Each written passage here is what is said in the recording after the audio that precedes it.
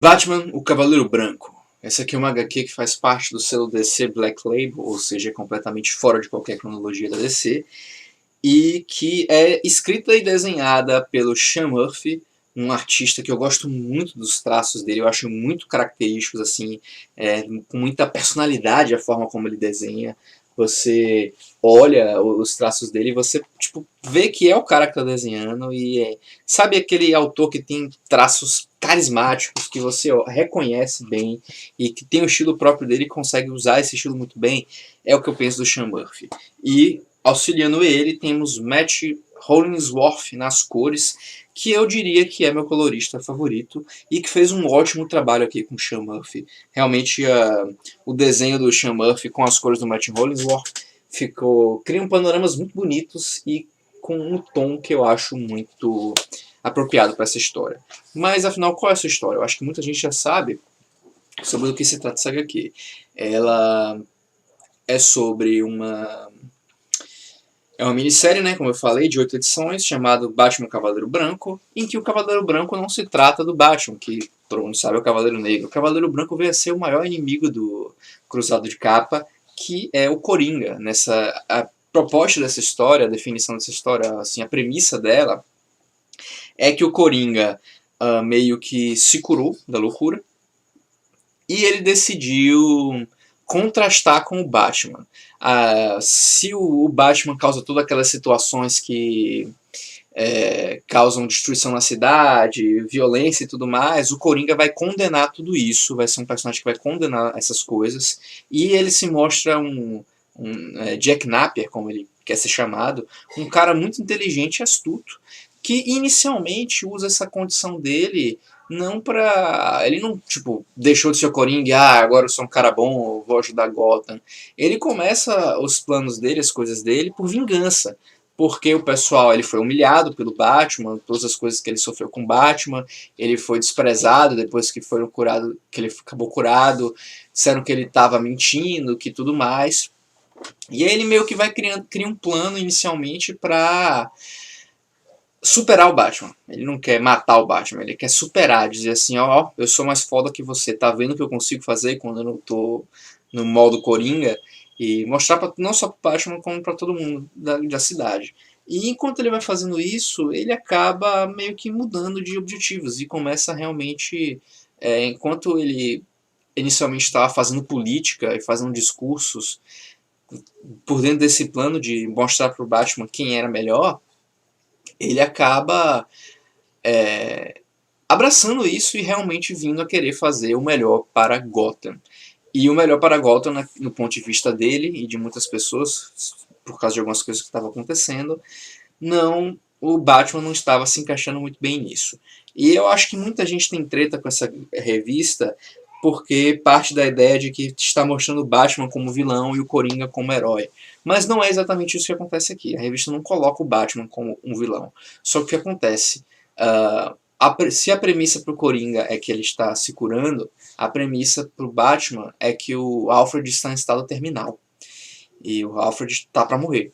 E isso faz com que o Batman, e consequentemente Bruce Wayne, ele esteja muito instável, ele não está conseguindo se concentrar como sempre. Ele acaba ficando mais violento, mais sem paciência, mais, de certa forma, arrogante, mais solitário, porque ele está lidando com essa dor de ver um cara que foi praticamente um pai para ele, um amigo, mentor, pai, morrendo e as coisas acontecendo na cidade e ele impotente para fazer muitas coisas, e ainda acontecendo isso que o Coringa acaba curado. Inclusive o Coringa acaba curado em um momento em que ele, como Coringa, fazendo até um...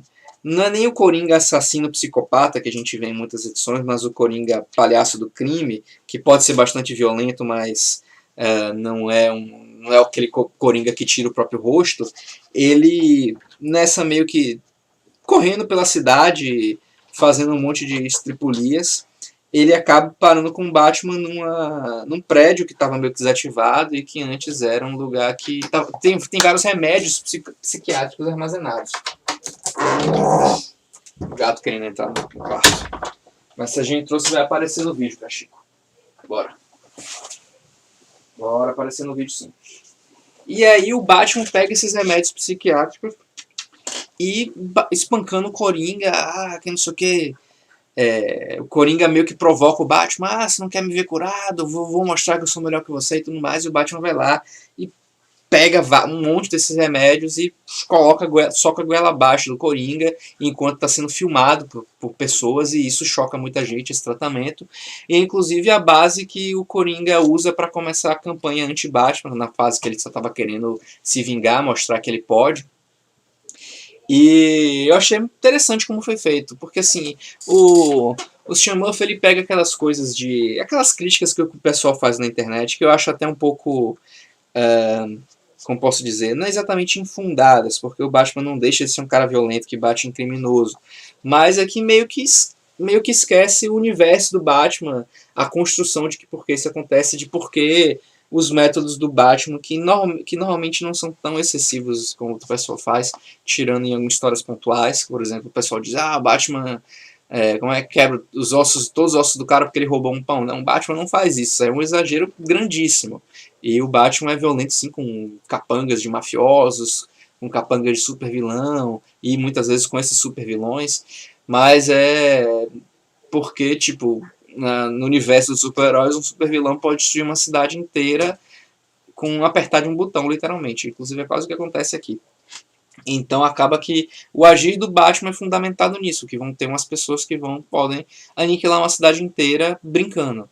E o papel do super-herói nesse universo é impedir isso. Então, por mais que as várias críticas em relação ao modus operandi do Batman, que o Batman representa, sejam bem corretas, eu acabo aceitando como parte da suspensão da descrença de estar lendo um universo que passa a ideia de que isso é um modo de agir para salvar o mundo de vilões megalomaníacos, invasões alienígenas e tudo mais.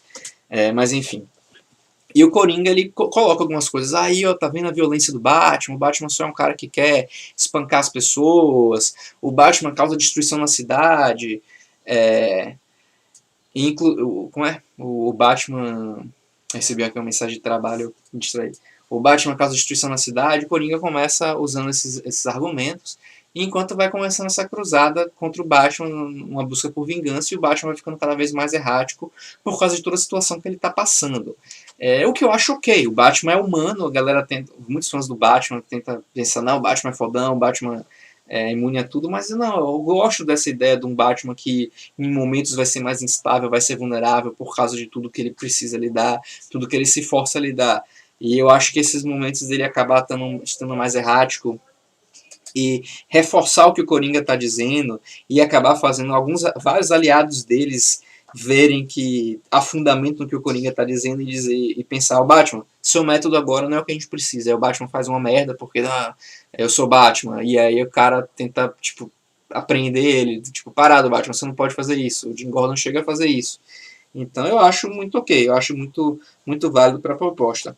E outra coisa aqui é toda a ideia de que como o Coringa é fissurado pelo Batman, não só fissurado, mas apaixonado, de como o Coringa quer ser importante para o Batman, de como o Coringa quer ser relevante, importar para o Batman, e que quando vem aquela derradeira humilhação que o Batman fala, ninguém precisa de você, que não sei o que, não sei o que, isso que acaba ferindo o Coringa e é que acaba levando ele essa vingança e entrando nessa história que envolve várias variáveis.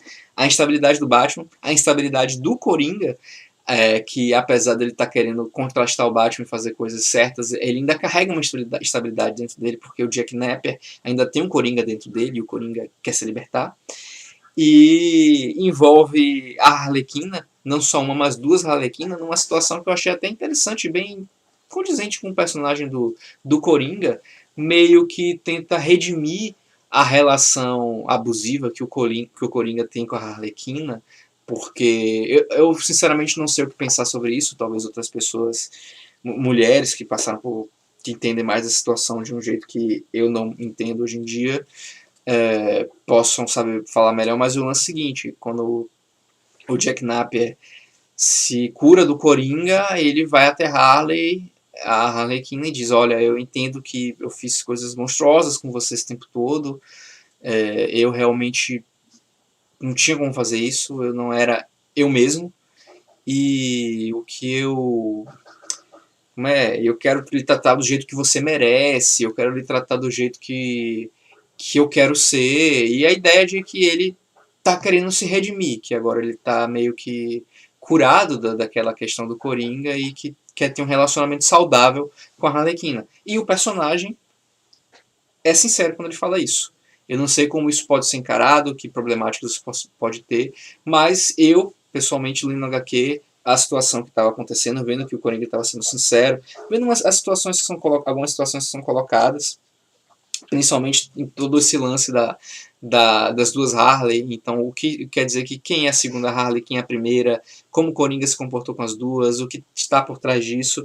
Eu achei ok, assim eu li e pensei, não, tudo bem, isso aqui, aceito isso e consigo gostar de como estão colocando o relacionamento dele com a Harlequina aqui. E é uma edição, é uma HQ que tem histórias, que tem momentos muito bons, que eu acho que foi bem interessante, e que uma premissa, eu acho que muita gente não gosta da premissa e por isso não quis gostar da HQ. Mas eu acabei gostando bastante, gostei mesmo. Achei bem legal a proposta, não só por causa do roteiro, mas por conta da arte e das cores, como eu falei, eu gostei muito. E assim, vai chegando no final, talvez fique um pouco apressado, mas e eu não gostei 100% do vilão dessa história aqui. Mas no final das contas eu achei uma boa HQ. Não digo que assim excelente, que muda tudo, não é um não, não sei se eu colocaria entre as melhores histórias do Batman, mas é uma das histórias do Batman que eu pessoalmente achei mais carismáticas e eu gostei sim do que tá. Eu tenho que admitir que gostei do que tá aqui, embora muita coisa eu tenho que parar para pensar sobre algumas questões que podem ser complicadas a depender de como a gente interpreta, de como a gente enxerga, e que sinceramente eu fico na dúvida. Depois de ler eu fiquei refletindo e não cheguei assim numa conclusão do que eu achava sobre essas questões, mas o que eu posso dizer é, quando eu li a HQ, terminei ela, eu fiquei satisfeito e gostei do que foi sendo apresentado. Essas questões eu comecei a ponderar, eu tentei avaliar e ponderar depois, né, não concluí, mas o que eu posso dizer é, gostei bastante e achei bastante carismática. E esse é meu vídeo, talvez a minha opinião sobre ela acabe mudando, porque como eu falei, tem uns pontos que eu gostaria de reavaliar, repensar, talvez numa leitura futura. Ah, não gostei muito da Batgirl nessa edição, eu acho que ela é representada um pouco boba, digamos assim, mas no geral tem muitos... Eu acho ela interessante, uma leitura que vale bastante a pena, eu curti, curti mesmo. E aqui mais algumas cenas, mais exemplos das artes. Então vou ficando por aqui, espero que tenham gostado desse meu vídeo. E, eventualmente, voltarei com vídeos aqui de HQs. Eu estou lendo agora Satsuma Gishiden 2 e provavelmente vou trazer vídeo dela em breve. Então é isso e até a próxima.